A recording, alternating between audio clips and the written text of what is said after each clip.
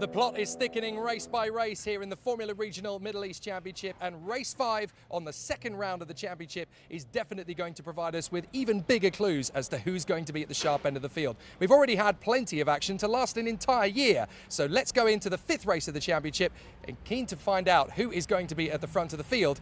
It's going to be another nail-biting encounter.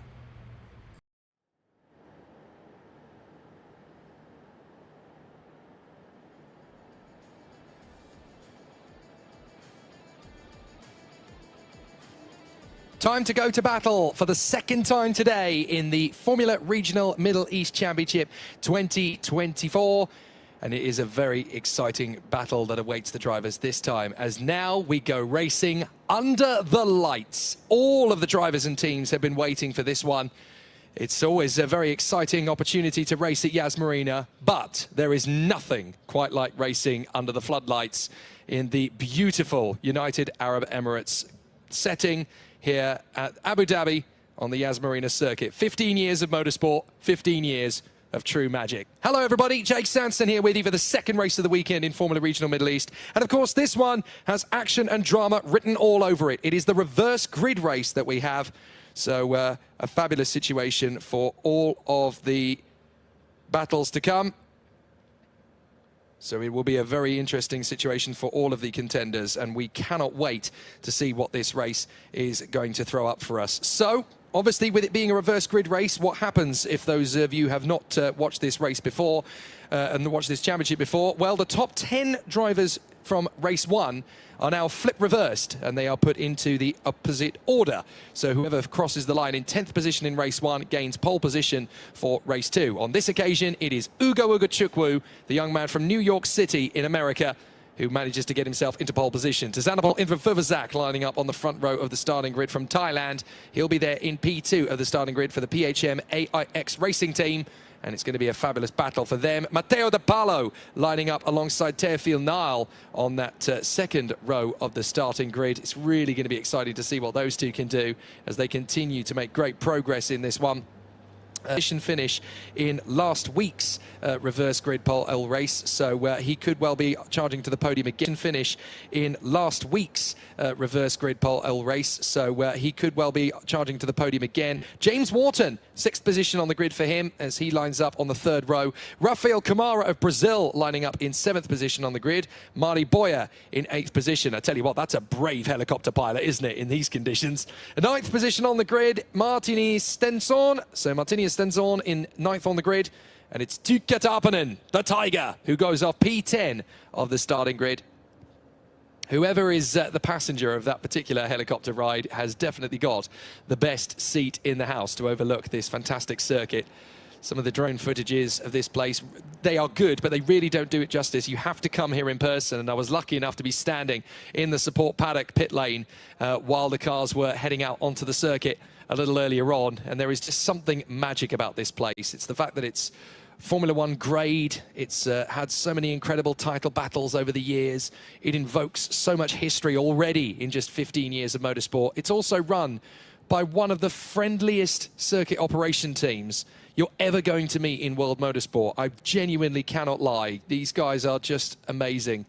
I've done a lot of work here in the last 5 years, very pleased to say, and they just cannot do enough to help you. If you want to go for a track walk, they'll probably find you a golf cart to do it in a much faster and much more detailed manner. All other circuits worldwide, take note. These guys are the good guys. And it's wonderful to work with such an incredible team of people who absolutely want to see, you know, the best racing in the world happen on their circuit, and regularly do. Outside the top 10, 11th on the grid is going to be Brando Badua. He lines up alongside Nikhil Bora, who has essentially been robbed this weekend by an engine failure in qualifying. That's what really dropped him down the order. He was top 5 in practice, and then they had an engine malfunction, which essentially dropped him all the way down the back of the field into 20th on the grid for the original race. The fact that he has finished 12th in race 1 to put himself P12 on the grid for this one tells you everything you need to know about the speed he's actually got. So expect him to make as much of an effort to get into that top 5 in this race as physically possible. 13th on the grid is going to be Valerio Rinicella, his teammate, the team in general going much quicker. And then Costa de Pares, who was actually fastest in free practice, actually coming in 14th position for this one. Arvid Lindblad, he has got the longest face I've ever seen of a Red Bull driver in many, many a time. Because he has not been able to be competitive enough to get to the points in race 1, and he's going to be starting the reverse grid race from 15th on the grid this time. So he's definitely having a tough inauguration into Formula Regional. But this is, of course, not a disaster for Arvid Lindblad, because this is all preparation for his FIA Formula 3 campaign, remember. 16th on the grid is going to be Taylor Barnard, and then it will be Bruno Del Pino and Giovanni Mascio. Now, we're told in regards to Taylor Barnard, I actually made a faux pas in race 1. I said that it looked like Taylor Barnard had spun all on his own. That was not actually the case. Apparently, there was an investigation into whether Taylor Barnard was pitched into a spin unfairly in a duel on the first lap by Théophile Nile. Now, I'm not sure if there's been an investigation into that. But certainly there's been a difficulty. That was the reason why Taylor Barnard went around. They said there was contact from Théophile Nile. So that conversation could well be picked up again later. Behind Taylor Barnard in 16th place, we have Bruno Del Pino and Giovanni Mascio. 19th place is Jesse Cadasquedo, and then the Australian Noah Lyle. 21st place for the Brazilian driver Pedro Claro, and then Gao Yujia, the Chinese driver, in 22nd, in front of Yaroslav Veselaho and Liu Ruki in 24th place. Then Wang Shongwei and Emerson Fittipaldi Jr., who had a horrible first race. Apparently they were struggling because they had no front brakes really to deal with in that car.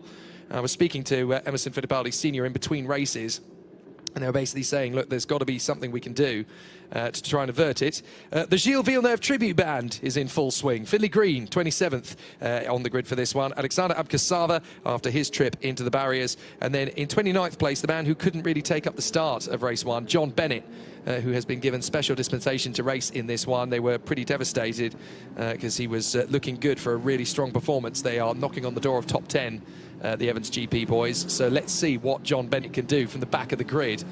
It's definitely going to be a bit of a nightmare for him. The car would start, he couldn't go racing, and so essentially he's had to sit on the sidelines for race 1. That's exactly what Finley Green did a week ago, of course, but he's hoping that that's not going to be a case again this time. So the drivers are ready to rock and roll, and it will be a tough one from the front of the grid for Ugo Ugachukwu, the American driver for the McLaren Junior Driver Program. He's going to have a tough one to the first corner because Tazanapol Interfuvazak is going to be on the warpath, but then so too is Théophile Nile of France, who has actually been demoted from his race 1 result. He was originally in 3rd place, but he has been demoted all the way down to 8th place. He was given a penalty for that incident with Taylor Barnard, so I guess that puts it to bed. But what that does do, of course, is it puts him 3rd on the grid for race 2. So although he's lost a result, if he lost a podium in race 1, he's got a good chance of one now in race 2 because he finds himself 3rd on the grid. So how much of a penalty is that as far as Taylor Barnard and the team are concerned over the course of a season? Well, that debate could rumble on, but Taylor Barnard will be lining up 16th on the grid for the PHM AIX team. And coming into the weekend, of course, he was the championship leader. Now, Tuukka Tarpanen is pretty much on merit in that position because the man who actually leads the points, Martinius Stenzorn, is not going to be finishing the entire season. So it could be a really exciting battle as we gear ourselves up for another exciting beta badinage here at Yas Marina. The green flag flies at the back of the field, and we're ready for these lights to go out and for racing to resume here in Abu Dhabi. Let's race at Yas Marina once again, and it's a terrific start for Théophile Nile, but he gets boxed in by Ugo Ugachukwu. So now Nile's got to go the far side. Taz and the Vivazak can't get alongside the American, so watch Théophile Nile as he now tries to go right round the outside and takes the lead. The Frenchman comes through and hits the front. Excellent start from Théophile Nile. The Santaloc driver leads, and the Spanish F4 champion has got clear track in front of him now. Ugo Ugachukwu, 2nd place. 3 of the MP cars have all gone wide on the opening lap. Couple of drivers sliding around. Is everybody going to get through with their cars still Formula Regional shaped? We'll find out as they come under the W Hotel. They squirt through the left-hander, and it's Ugachukwu in 2nd place in front of Taz in the Fuvazak. Very good start indeed for the man in 4th position. That's another Santaloc, so that is a very good start indeed from Matteo De Palo. And into the barriers under the W Hotel has gone Giovanni Mascio. He's damaged the rear wing, but he has kept going, so that's important. No safety car by the look of it. Marty Boyer going wheel to wheel with Martinius Stenzorn, I think. Battling into the first corner, Stenson gets the move, but Boya's going to get him on the switcheroo as Tarpanen battles wheel to wheel with Barnard. Those are the two title contenders. Now Tarpanen's going wheel to wheel with Stenson. Barnard's trying to get in on the mix there as well. Fantastic racing as they work their way through and down the hill once again. They'll come into view after the hairpin, and it is Teofil now that leads. Barnard on the inside of Tarpanen. Tarpanen nearly tags Stenson through the hairpin. And it is a big swarm there from Costa Taparis. He manages to catch the car before it gets out of his way. So Teofil now leads. Ugachukwu into Fuvazak. Up to fourth has come to Palo, but now James Wharton trying to make his bid to come forward. James Wharton trying up the inside, comes in through Fuvazak. Takes on Ugachukwu, gets the move. And that's Wharton, I think, who is there in position for... Oh, and contact! That is Taparis, I'm afraid, tangling with one of the MP cars. So, a very tough start to the race then, but now it is Ugachukwu trying to get back on terms with Fuvazak as Teofil Nal is long gone.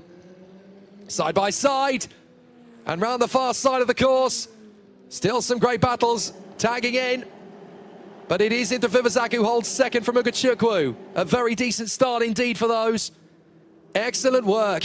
So Nile into Fuvazak, Ugachukwu, Wharton, De Palo, and then it is Zachary David in front of Rafael Camara. And then Mari Boya from Stenson, Tarpanen, Barnard, Badua, Riniciella, Taparis, and Lindblad. Nikhil Bora has come into the pits to retire by the look of it. Contact there with Costa Taparis. And Yaroslav Vezalaho has ended up having contact there with Costa Taparis. And Yaroslav Vezalaho has ended up having a problem on the opening lap as well, as that is the retirement for Giovanni Mascio. Surely that rear wing is not going to be repairable.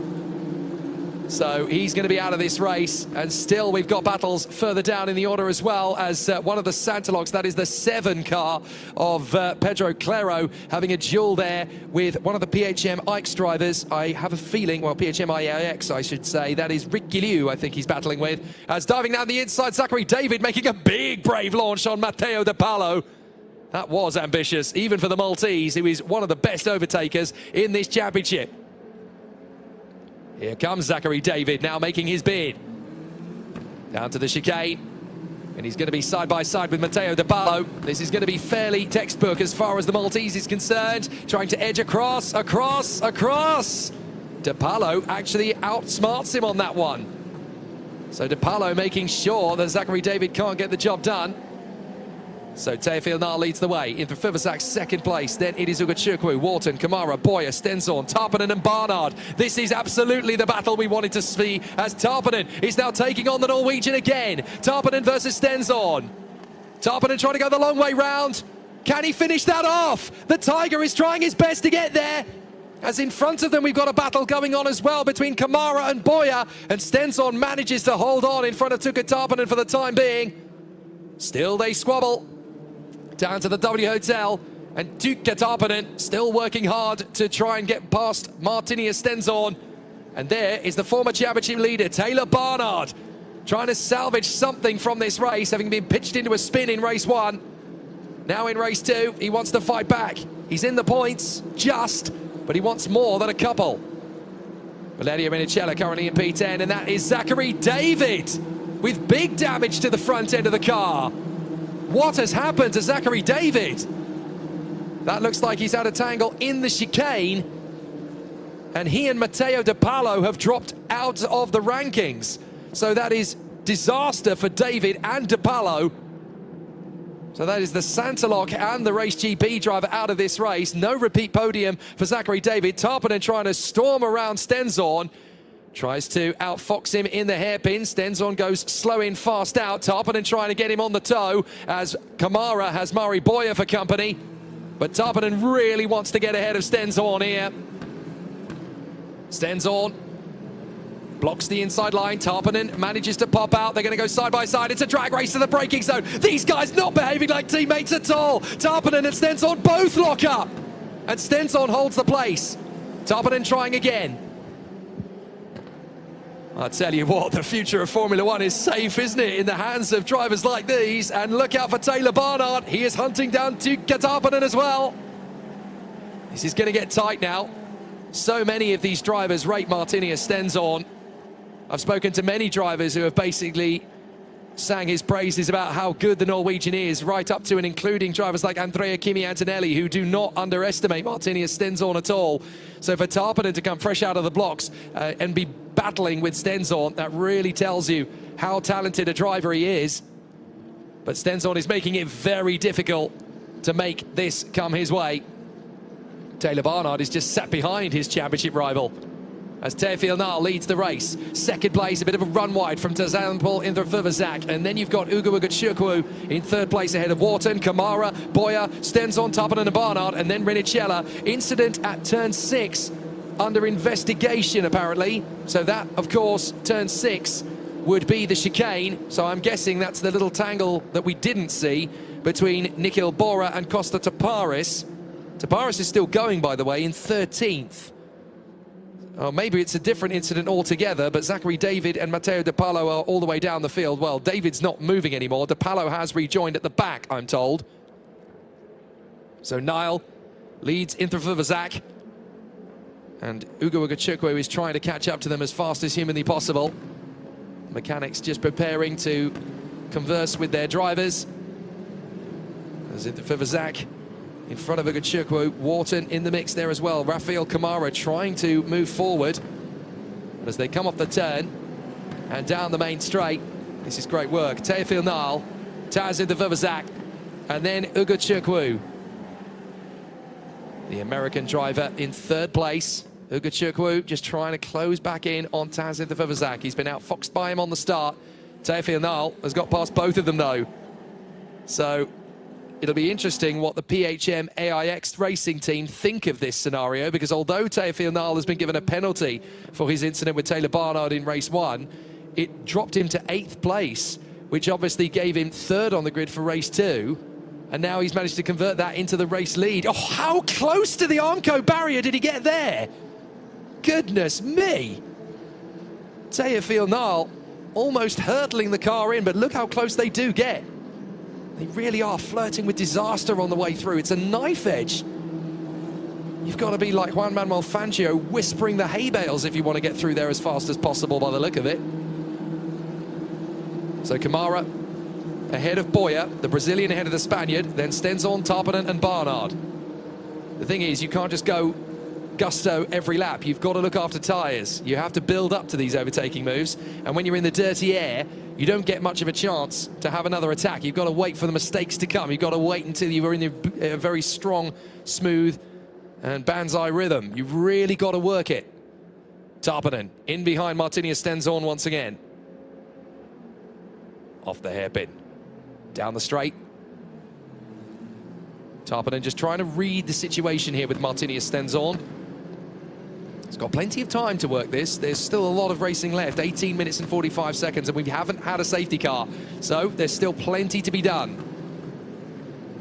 Tarpanen still staying close enough to Stenson. It's all about momentum. You've got to have a little bit more momentum than your rival out there, and Tarpanen definitely figuring out this Formula Regional car very quickly. Bodes well for his European Championship campaign later this year. Took a Tarpanen already looking like a Formula Regional Europe Championship favourite. But here he is in the Middle East and definitely having to do things the hard way, but he's already picked up his first win on only his 4th start in Formula Regional anywhere in the world. So doing a terrific job. Fortunately, he knows the circuit well based on his performances in F4 UAE last year when he was a title contender as a rookie. I wonder if he can be a title winner as a rookie this year in Formula Regional. Here they come again. And there is Taylor Barnard trying to bear down on this man. Tuukka Tarpanen. I have a feeling that it could be Tarpanen versus Barnard to the end of the season, you know. These two are definitely going to be the title protagonists, the Brit and the Finn. Barnard still has good points from the first 3 races, but he really wants to find a few more than the 2 points he's likely to get from this one. To his credit, Tarpanen's only going to get 4 if he stays in 8th place. So it'll definitely help him out a bit. That beautiful night skyline here in Abu Dhabi. But Mari Boyer hunting down Rafael Kamara. Still they duel on. There's Arvid Lindblad trying to close up on Brando Badua, who is the son of the ex-Formula 1 Ferrari test driver, Luca Badua. And Arvid Lindblad in the Red Bull Junior program, trying to work his magic to try and close up. This isn't going to be easy. Tarpanen still hunting down Stenzorn. Take your time. Don't rush this, Tuka. You've got plenty of time to do something about your Norwegian teammate, who clearly has no interest at all in working the team's title fight here. He just wants to go in and win as many races as possible. It's all for himself at the moment. But he was looking forward to this race. He thought he'd have a lot of fun with it. So Stenzorn, Tarpanen, and then Taylor Barnard. Still they continue on. Excellent duels around the circuit still. Your race leader is Théophile Nal, the French driver. There he is, under the W Hotel. Interfivasak has still got a good Chukwu for company. The American starting to hunt down the tie again. These races go through phases when you haven't got safety cars to stop the proceedings. It's a much tougher race than you would think, going all the way through without a safety car.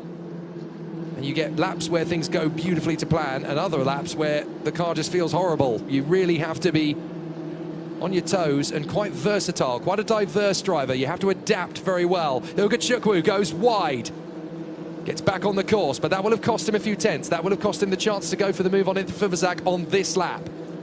But look at the gap that Théophile Nal has already built. He'll come through the hairpin this time. Took a little bit too long for our cameraman to get there.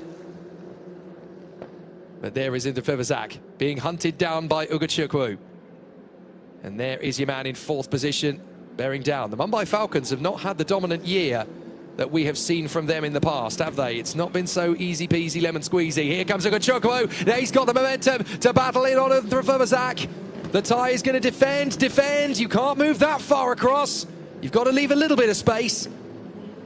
And that will fire up Uga Chukwu to get through. The American driver who carries the plain silver helmet with a small star-spangled banner on the side, very much in deference to Mario Andretti. It wasn't meant to be. They just picked a silver helmet. It was the one that he liked the best. But when he realized that Mario Andretti carried a similar plain silver color, they said, right, well, if it's good enough for him, it's good enough for me. And he's kept it all the way through. But the man who's now hunting down Uga Chukwu is the Australian talent, James Wharton, who a year ago on this very circuit became F4 UAE champion. Now he's trying to win races in Formula Regional, a very different car. And Wharton is all over the back of his teammate, Uga Chukwu, who, of course, he was battling with for the F4 UAE title a year ago. Uga Chukwu won more races in that campaign than any other driver, but a couple of unfortunate DNFs robbed him of the chance to go for the title in the last race of the year. There's a replay. This is problems in the midfield, as off the road goes Jesse Carrasquedo, I think. So the Mexican just overshoots there at the chicane and pulls back on the road in front of Lindblad. I hope he's given back those positions. I think he had to give back positions to both Costa Taparis and Noah Lyle. He's certainly already given the place back to Arvid Lindblad, so I would imagine he's done what he's supposed to do. James Wharton and Rafael Kamara hunting down Uga Chukwu. It's not every day that you see the Mumbai Falcons struggling to put victories on the board.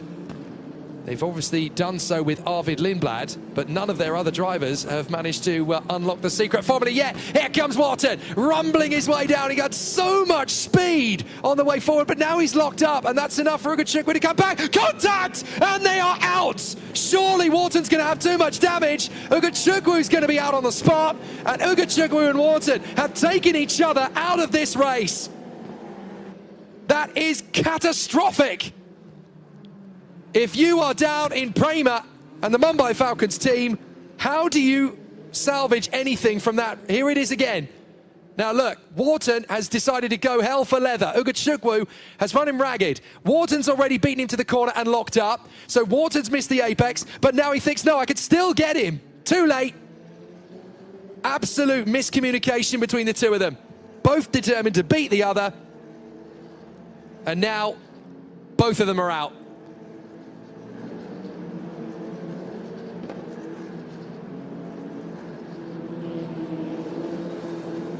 Teammates Uga Chukwu and James Wharton. It is the worst case scenario for a race team. It's one thing to both be battling for the victory, but for the two drivers to take each other out, what do you say? Who do you blame? Who do you reason with? I would be fascinated to see what it's going to be like in the garage later, but for the safety of my own reputation, I think it's probably better that I don't. So I'll leave them to that. Safety car is out. Of course it is. I think that was inevitable. Now this transforms the entire race. Now, hang on a minute. Is that Tarpanen in front of Stenzorn? I think it is. Tarpanen's got ahead of Stenzorn somewhere, but I didn't see where it happened. I wonder if we can have a look at that. Well, Tarpanen has made his way past Stenzorn, and I'm not quite sure how or where he's done it. But there are two Mumbai Falcons cars abandoned on the side of the road from Ugochukwu and Wharton. Now, interestingly, there is a message on my timing screen that says Giovanni Mascio is under investigation. Excuse me. Giovanni Mascio is under investigation for racing numbers.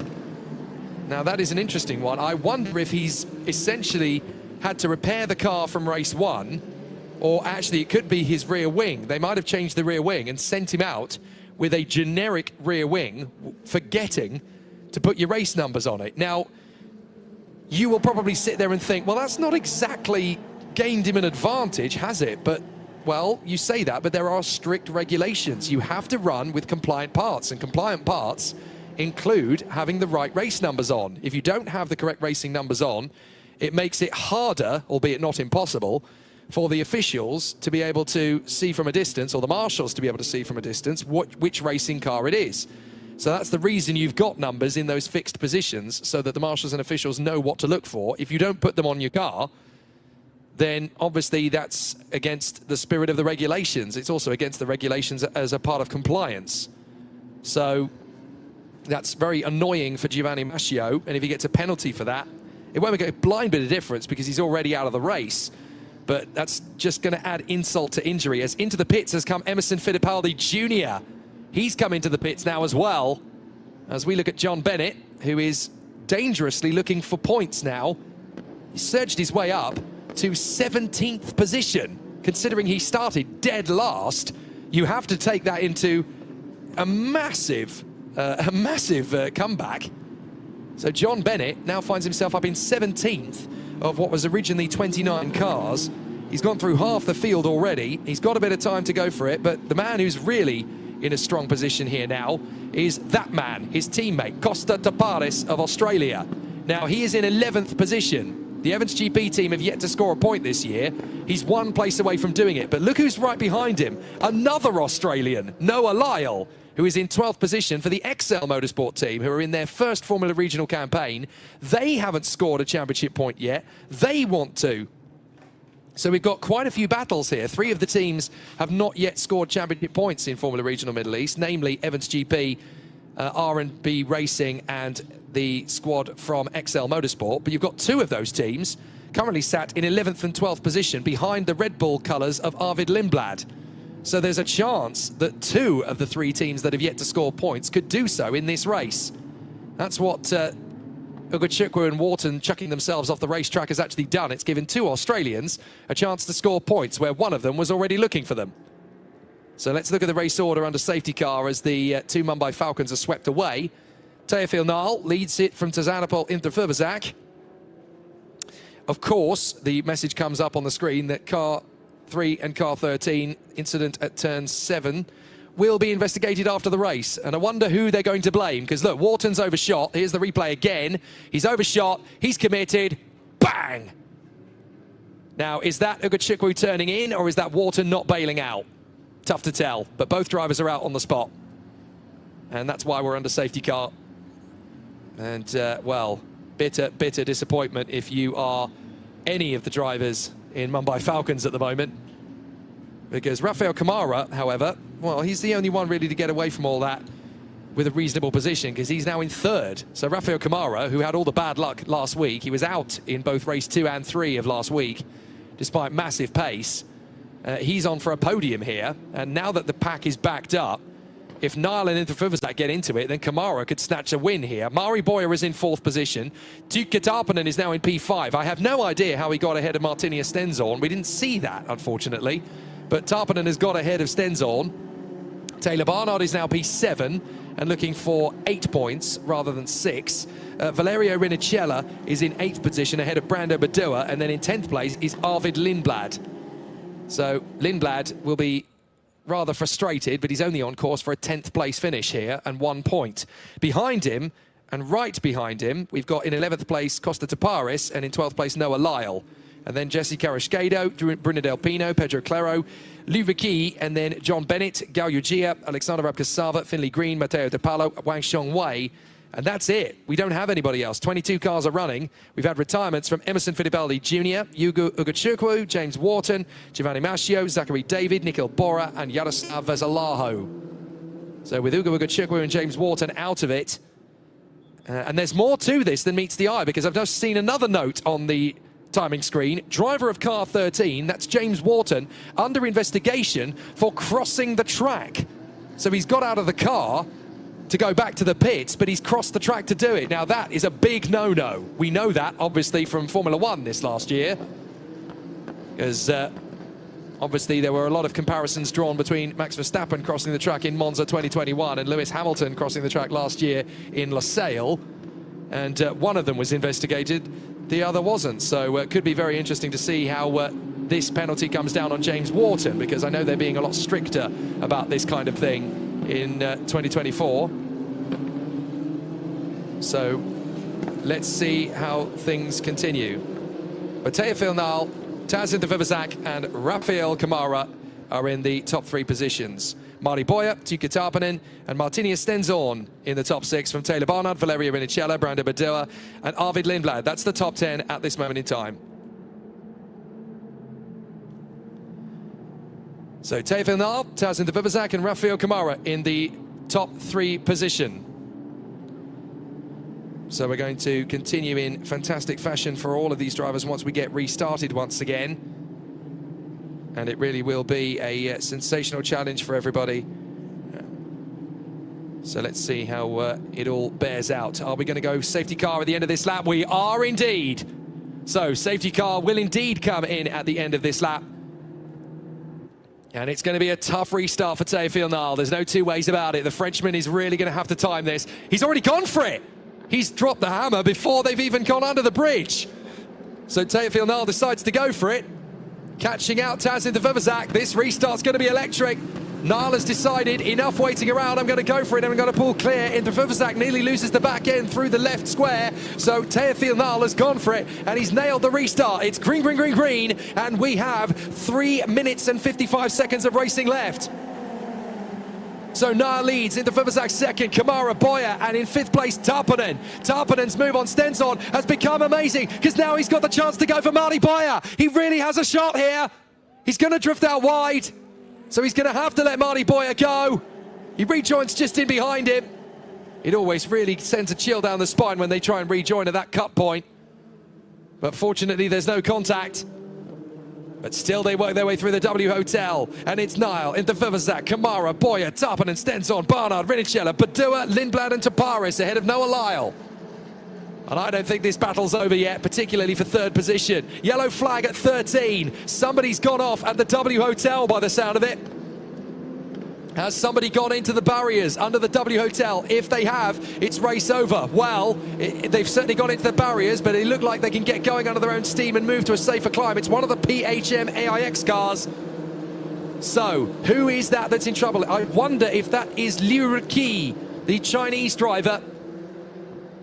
So, I have a feeling that Liu Ruqi is... No, it's Taylor Barnard! It's Taylor Barnard! The championship leader in trouble again! What has happened to Taylor Barnard this weekend? He parks his car behind Hugo Ugachukwu and James Wharton's cars because he can pull it to the other side of the circuit. But Taylor Barnard is out. I do not believe it.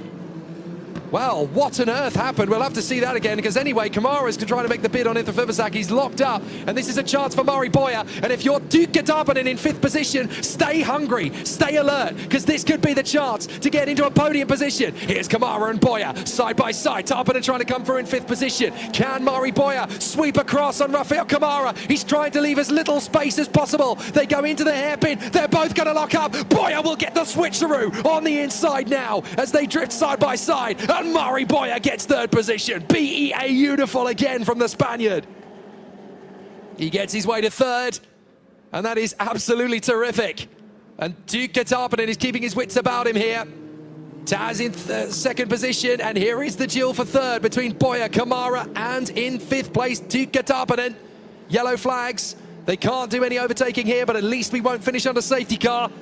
But it is a retirement for Taylor Barnard. That is dramatic, and that's really going to change things as far as the championship is concerned. That means from tomorrow onwards, Barnard is going to be in bounce-back mode right the way to the final race of the year. And will he be able to catch up to the points haul that Duke Gatabanen is going to get if he finishes in the top 5 in this race? It's a tall order.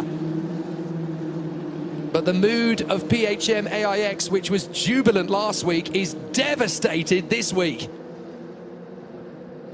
Teofil Nal leading Taz Interfivazak. At least they've got a car on the podium, but it'll be a rather ambivalent feeling for the team with Taz in 2nd place, because their other man, Taylor Barnard, their championship contender, is on the sidelines and out of the race.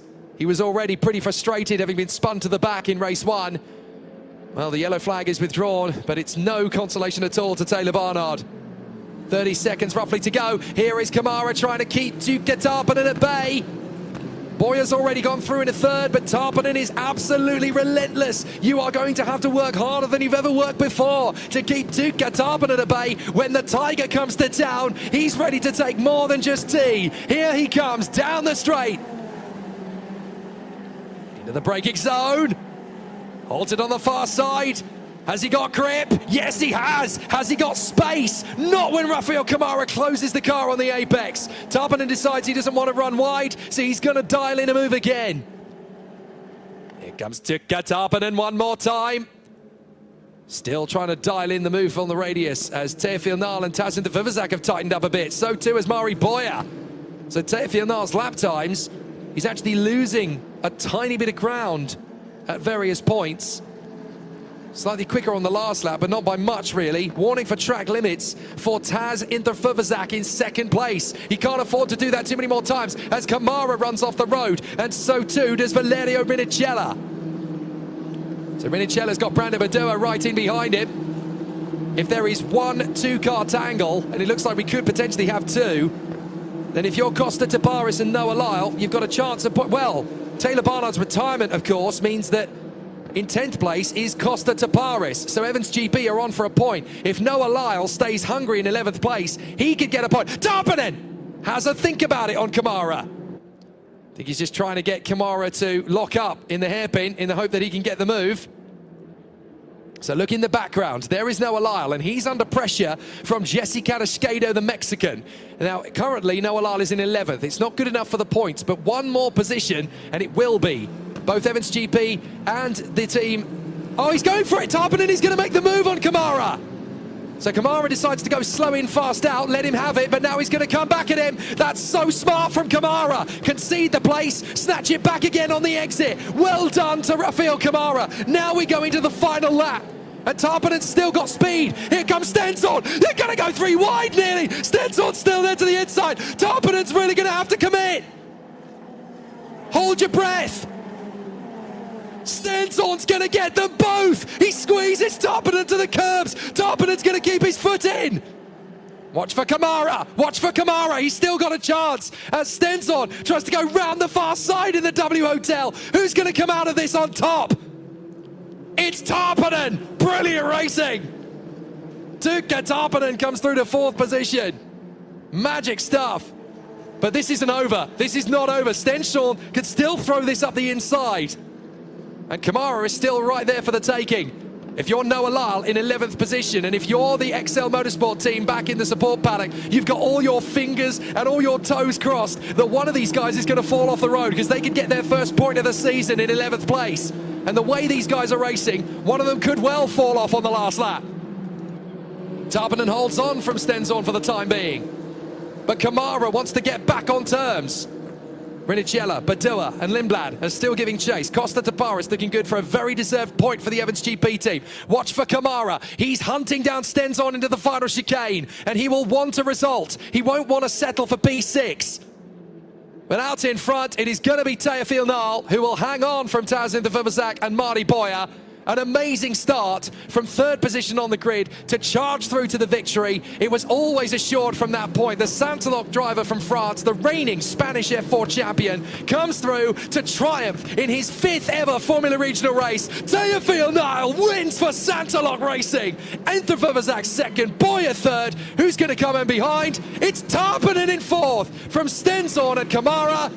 And Evans GP get their first point of the season for Costa Taparis. What a sensational Formula Regional race again. Every race this year is delivering in spades. This is just heart-stopping stuff all the way. And yet again, I wonder how many sentences are going to be said betwixt Tuukka Tarpanen and Martinius Stenzorn. They are teammates, but they are not great mates at the moment.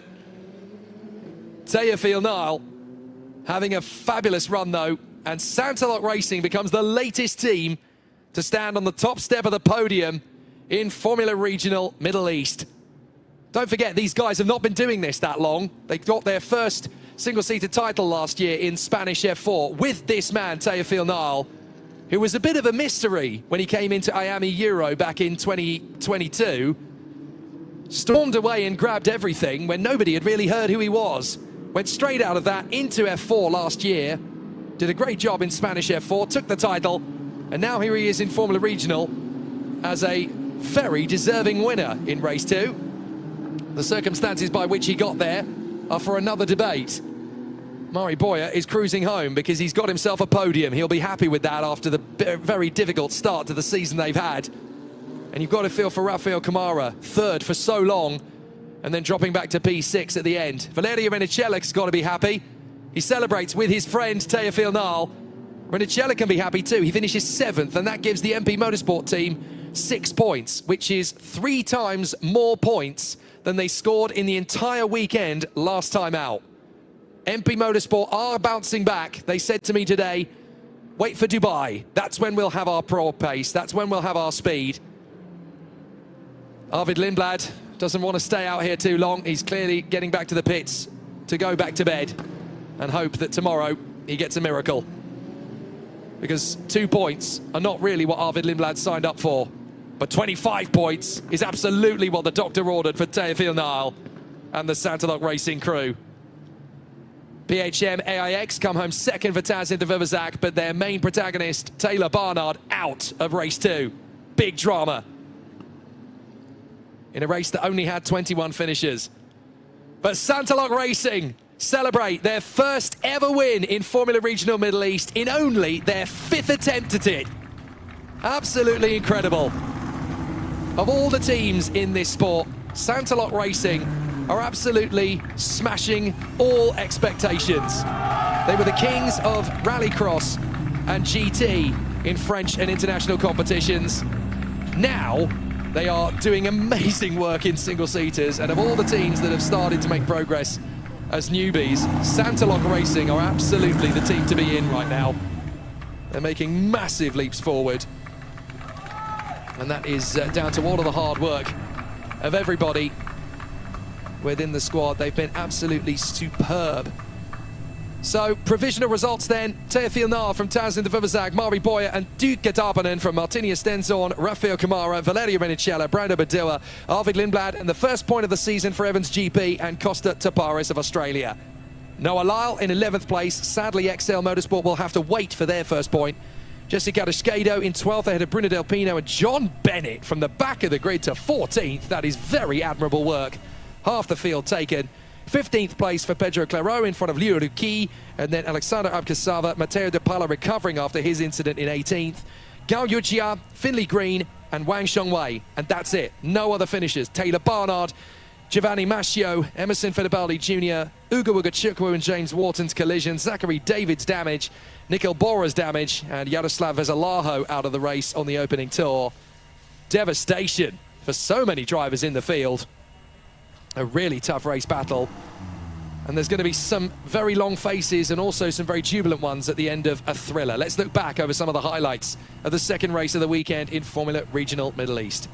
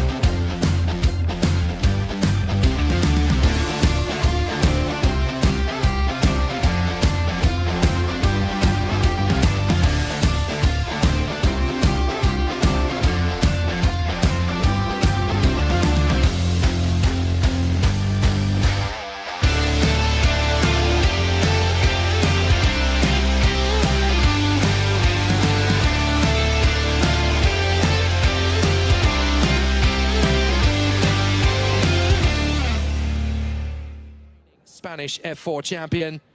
Tzanapol Interfovazak can be reasonably happy there with second position. The young man who is looked after, Callan O'Keefe of the School of Send, doing an absolutely terrific job and certainly fighting his corner many times over the course of that race.